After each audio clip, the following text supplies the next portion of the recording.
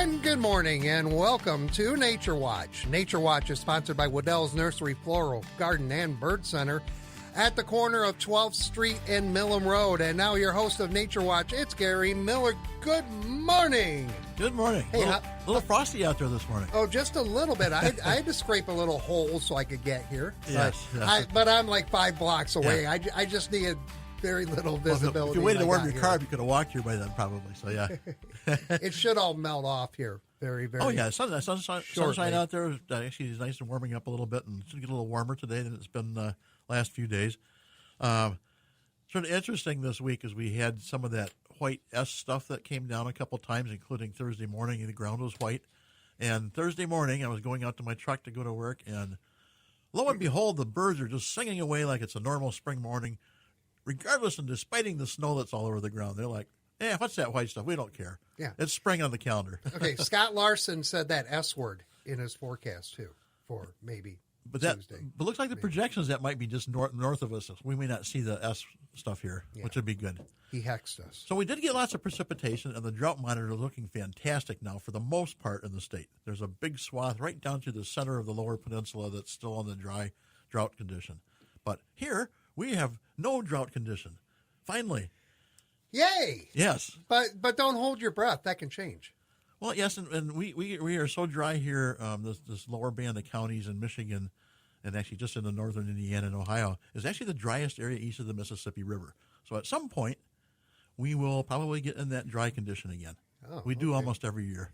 And if you're wondering what's going to happen later on in the season, through the summer and all of that, we're honestly not sure. Can I share something that Ellen Baca shared? Yeah. It's from the National Oceanic and Atmospheric Administration, the climate.gov. Okay. La Nina has ended. The tropical Pacific Ocean is now in a neutral state, meaning it's not showing the typical patterns of either La Nina or El Nino. Okay? So it's a flat line right now. These patterns are going to have a big influence on global weather, etc. While when neither pattern is active, as is the case now, there's less of a clear signal to guide seasonal forecasts, so they don't know. We could stay wet. We could go back into drought status. Could be warm. Could be cooler. So everybody can get their dartboard and put little weather conditions on the dartboard and just throw a dart at it and make their own forecast. Oh, exactly. There was another article I want to share, and we do have a trivia contest to do, by the way. Yes. Another article that I'm recalling right off the top of my head, that the Gulf of Mexico is 6 degrees warmer Celsius than normal. 6 degrees on the Celsius scale is a pretty big margin. Yes. So it'll probably generate more storms here later on in the tropical depressions later on the season. So. And from what they're saying, they may form closer to shore and earlier in the season. Also, the Mid-South states could be Tornado Alley because of it. Yeah, and actually talking about tornadoes, we are up to count number 16 already for the state of Michigan for 2025. Isn't our average 14? For a season. Yeah, we're like way above normal. We've had tremendous winds, and actually got a little talk about some winds here too. I also wanted to mention, so right now we are in the 60th anniversary of the Palm Sunday tornadoes. Yeah, 1965, and actually that the whole sequence ran from April 10th to the 12th. And I actually remember that. I wasn't very old then, but I remember seeing the devastation afterwards, and. I actually had a cousin of mine that was killed in the tornado, and I remember seeing their house. They're down in northern Indiana. Probably a couple of weeks later, we went for a drive to see all the devastation, like everybody else did, and I remember seeing the house where she had been killed in, and all that was left of this large farmhouse was the first floor, no walls, and the refrigerator standing in the middle of the floor. Wow! And I was not quite 4 years old then. I remember that.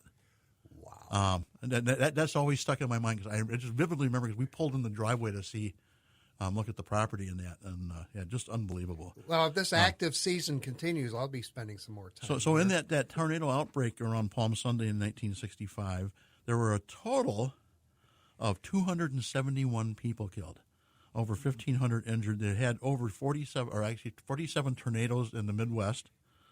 In Indiana, they had the highest count, 137 people killed. And So there was a series of 3 days in the Midwest. The upper Midwest really took a hit that time. So we've had some significant tornadic events here in this part of the country. So hopefully we don't see any more, but it's season. We've already had some nearby here. So 16 in one day. Wow. Yeah. Okay. It was actually spread over about 3 days, about 2.5 days or so. But yeah, the system moved east. Gary, can we talk about something happy? Sure, like a trivia question or something? Like a trivia question. $20 gift card up for grabs to Woodell's. If you are the first correct caller at 269-382-4280 to answer Gary's question correctly. And he has that question for you right now. Maybe some people might not think this is so happy, though. It might be a little unappetizing. So my question today is, just out of curiosity, what animals eat skunk cabbage? I apologize for bringing this up, people. I really do. So actually, there's several animals that eat skunk cabbage, and actually, I'll just take the first correct answer of any of those animals. So it's actually making it easier for you today. And then I'll talk about skunk cabbage. So if you're familiar with skunk cabbage, you break a leaf or so, it smells like skunk. It actually tastes sort of like that. So I've been told, and that all the descriptions I've seen, I've not tried it. I'm not going to. Me either. Oh, yuck. 269-382-4280. Good morning, WKZO. This did not take long. Who's this? Oh, hold on. Wrong line. There we go. Now I got you. Who's this? Good morning. This is Judy. Hi, Judy. Yeah, I had the wrong channel potted up, and I'm like, where's my caller? Anyway, what skunk cabbage? Animal? Who? Help. Deer eat it. Actually, they do. They're not very often. Any of that family, though, elk will eat it sometimes. So that is one of the animals. Some of the other animals that eat it, bears and turtles, a lot of times will eat some of it when they come out of hibernation. Snails, slugs, muskrats, wood ducks, ruffed grouse, ringneck pheasants, bobwhite quail. They all eat those. Those actually eat the seeds. Those birds eat the seeds, and it's sometimes known as bearweed, just because bears are one of the few animals that really eat it significantly. They actually, when they awake after hibernating, they need to become unplugged before they can feast on grasses and grubs.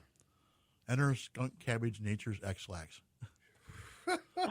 So bears eat the plant to get things moving again. How therapeutic. So next time you admire all those skunk cabbage plants coming up, which they are up, by the way, you can actually think, well, gosh, there aren't many bears here in southwest Michigan. We've had a few sightings in recent years, but not this far south. But you're farther north, and there's actually a western and eastern skunk cabbage. So they're out west. They have a western skunk cabbage. Okay, Judy, what kind of dressing do you want with that skunk cabbage? Maybe just plain.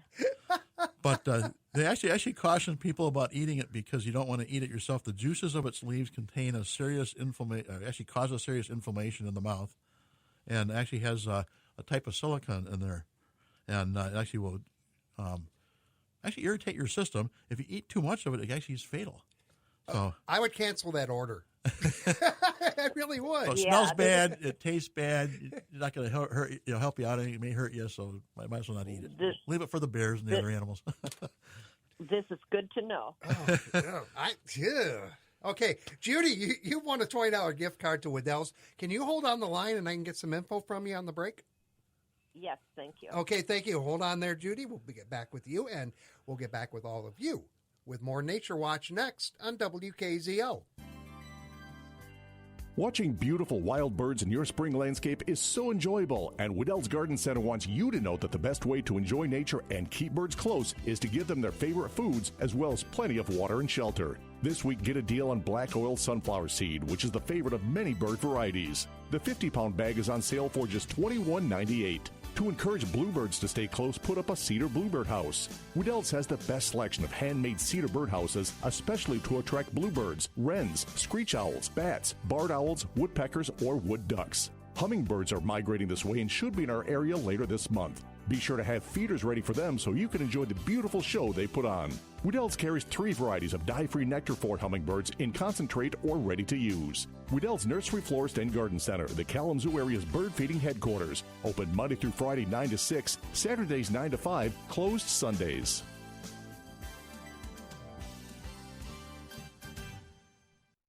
that it's local. More Kalamazoo area local news than ever before. I like that it's local. On 590 and 106.9 FM. I like the local news. WKZO.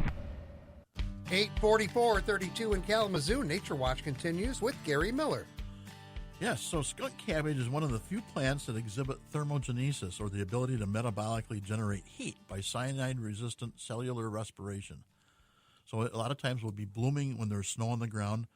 It will create enough heat up to about 70 degrees Fahrenheit to melt the snow around it. And so what emerges first is the flower, and the flower is usually encompassed by what's actually called a spathe. So it's this purple, brown purple, speckled, looks almost sort of orchid-like when you first see it.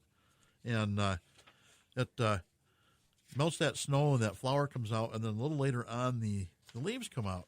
And so occasionally skunk cabbage is cultivated in the garden. So if you have a bog garden, it'd be a fantastic plant. However, you're going to have to find probably some seeds and try to germinate them because it has an extensive root system.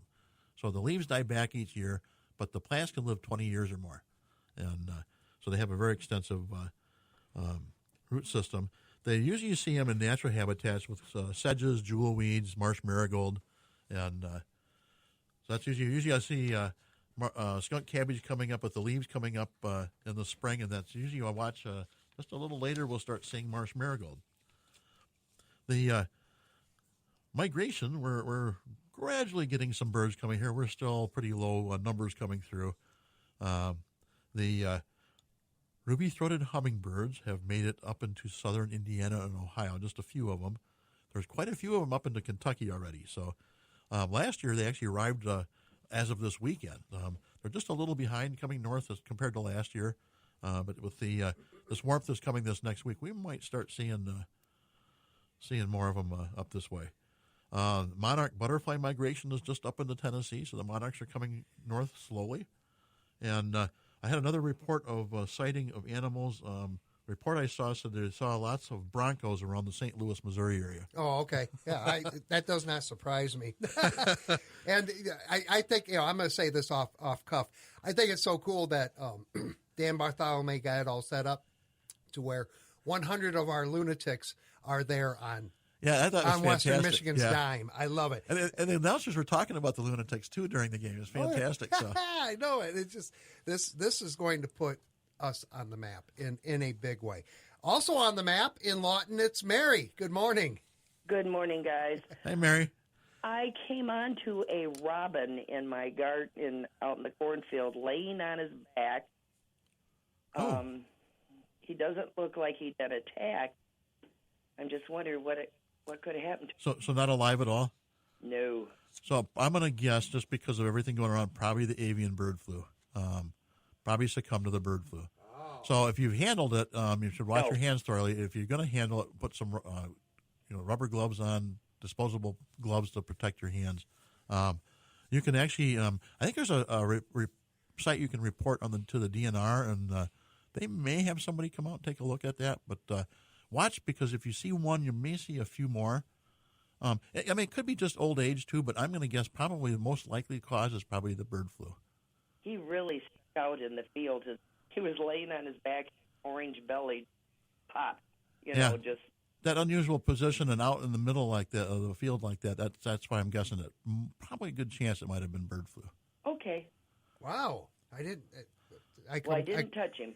So don't touch it, yeah. Yeah. So so if you see more of those, contact the DNR. Actually, there's a place you can do a report with that, and if you start seeing a lot of sightings, they're probably going to take a look just to see how bad a problem it is.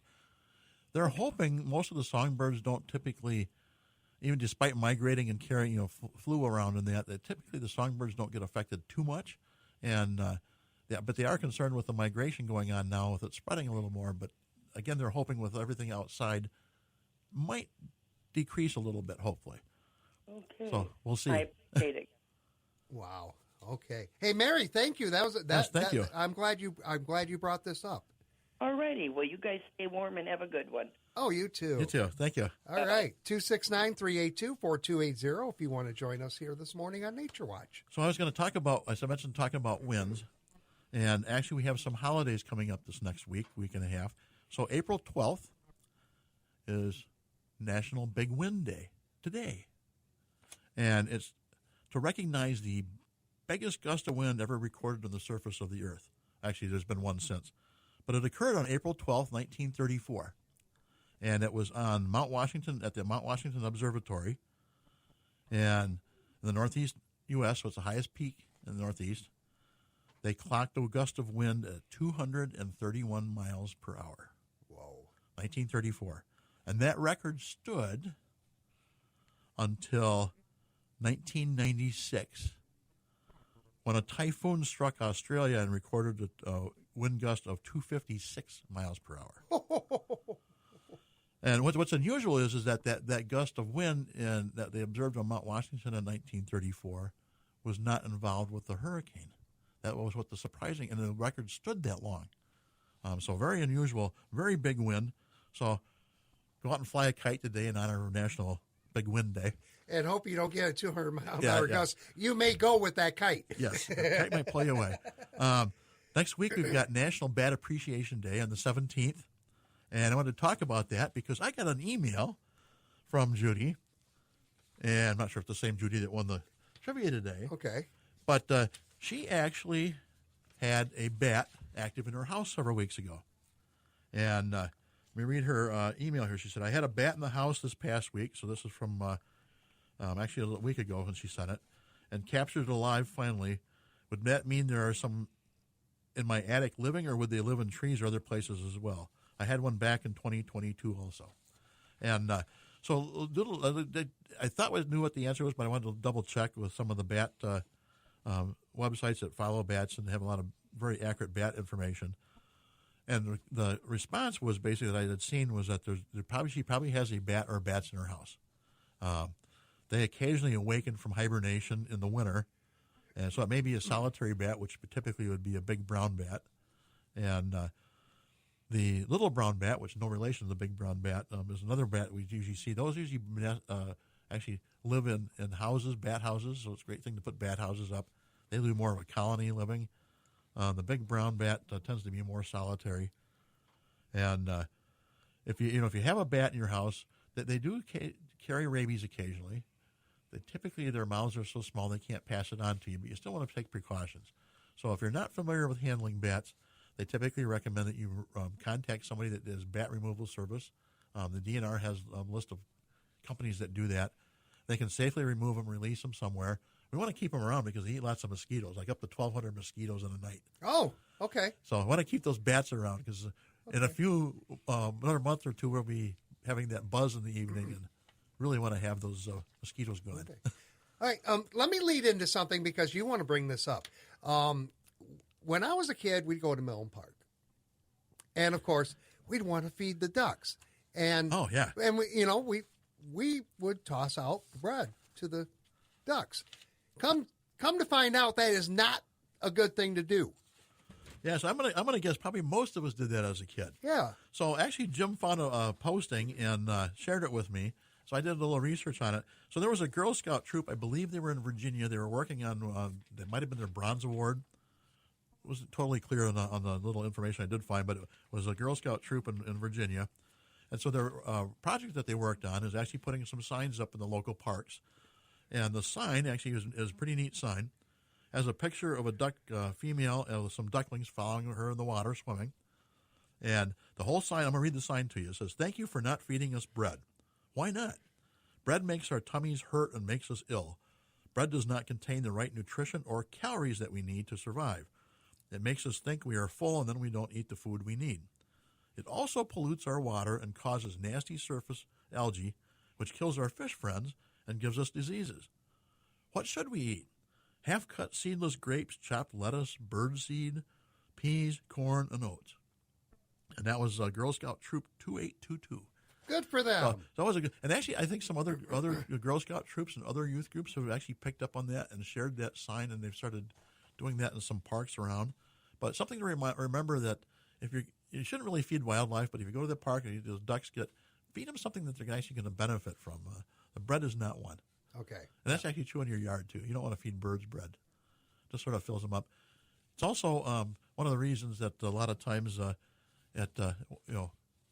people get married and they're leaving the church and people throw rice and they pretty well most people have stopped using rice because what happens is the birds eat the rice.